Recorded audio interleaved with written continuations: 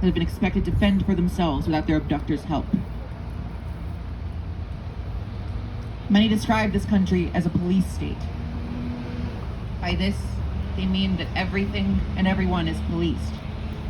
There is a collective will toward animosity and prejudice before one toward trust. We drive under the fear of being stopped. We walk the streets fearing being perceived as suspicious. We comport ourselves so we don't offend. The white race taught them of their lesserness, and many of them learned. Murder, drug use, drug sales, gang violence, rape, and vandalism. To some, these are considered hallmarks of the black community. And the white man started it. And in many ways, it is that simple. Housing discrimination, the influx of crack into the black community, and harsher policing and incarceration, which imprisoned many a man and many a father, thus decimating the black family. This is stress beyond stress, and it brought on a learned helplessness. The people that governed them saw them as vermin, and they made sure that they inhabited that role. White people never had to live with that pain, at least as a collective unit, and go into anyway. White people never had to live with that pain. It's a real bruising. Elitism never died with America's birth. Freedom for those fully human, by European standards, was the way. This mask is a kind of loose one. I'm gonna put it back on later. Freedom for those fully human, by European standards, was the way, not 3/5 fully. And built into white identity is the sense of being superior. This sense of being superior. This country is imperial, colonialist, and hierarchic. When Quan Bierman was held at gunpoint at the hands of 8 or so cop cars for a crime he did not commit, they saw a young man with afro hair and brown skin and basketball shorts and a white muscle tee. 8 cop cars and guns for someone who was not even convicted of anything, and who indeed, did not have a box cutter, but was framed.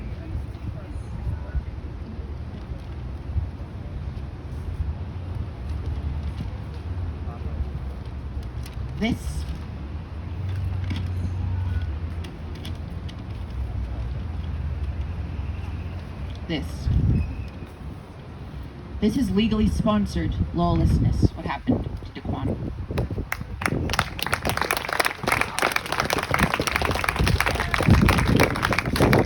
There was no protocol saying that you throw this much force onto a suspect. It was pure antagonism. And I'm sure that the cops were trying to do their job. Sorry to stutter. And I'm sure that the cops were trying to do their job. I'm sure that they wanted to get down to it. I'm sure that they wanted a suspect of allegedly plotting violence to be antagonized. But there was no de-escalation here, no mercy. A black man was held hostage for no real cause whatsoever. Ocean Township Police Force. I have been held in custody by you after breakdowns in my own parents' home. I've been pulled over by you. I've had positive relations with you.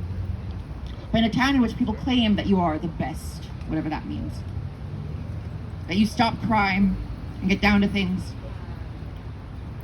you need to learn how this looks on your record. You've traumatized this young man. You've left him to resent you and to fear you with full legitimacy and full outranking of any respect he may have had for you. You've been unduly antagonistic, and you've been racist. And the police culture in this state and in this country encourages this behavior, namely against Black Americans. But we have rammed that point in time and time again because it's the truth. It's just a truth that you, at least partly, deep in your collective soul, refuse to acknowledge and refuse to admit. And so we do seek restructuring, rebudgeting. We do seek defunding the police. Because it seems unnecessarily a rash gesture. So many of us feel as though you are a burden in our lives, not a benefit, not a boon. You know your purpose, so respectfully we ask you to start acting like it.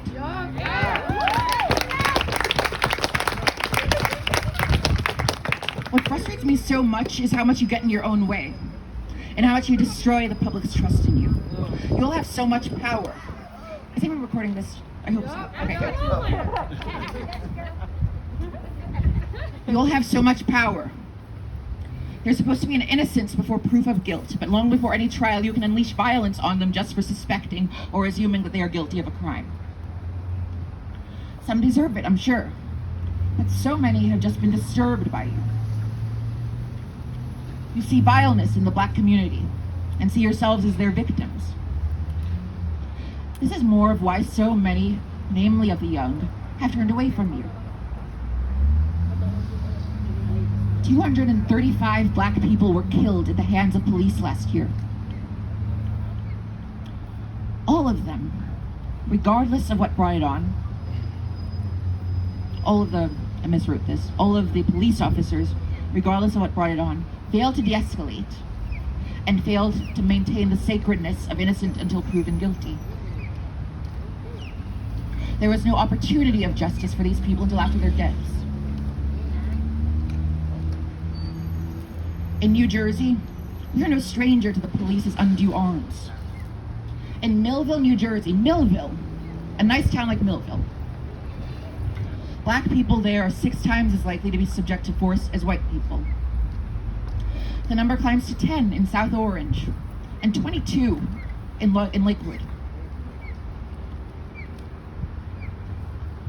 Is there an issue of criminality in the Black community? Yes.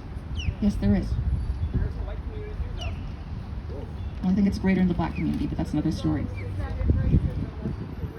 I'm not saying that, yeah, exactly. Exactly. Anyway.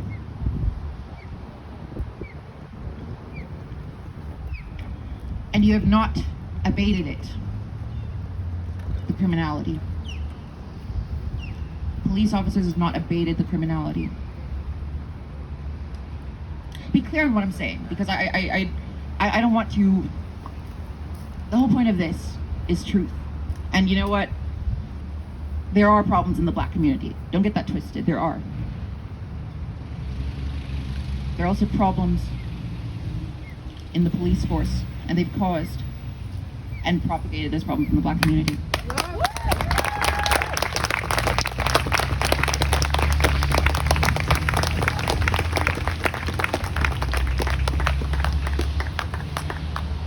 So actually, when you say that there are problems in the white community too, it wasn't instigated by years of betrayal and subjugation and et cetera, et cetera. So.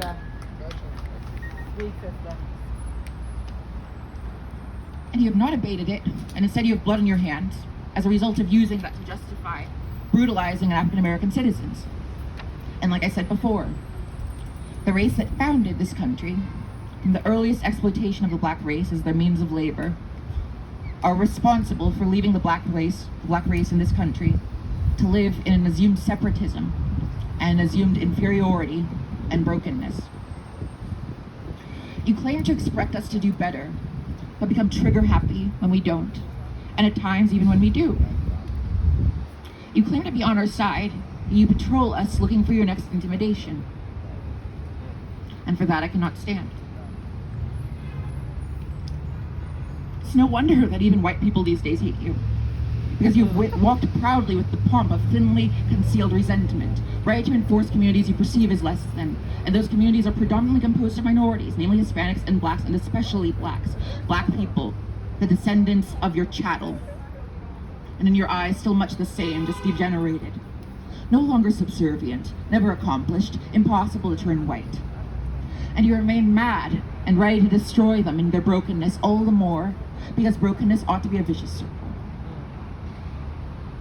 Help us. Heal us. I know I am hurt. I know you have hearts. And I know you have greatly tormented and endangered so many, like Quan. I will not say that we want you. I will say that we want you to do better.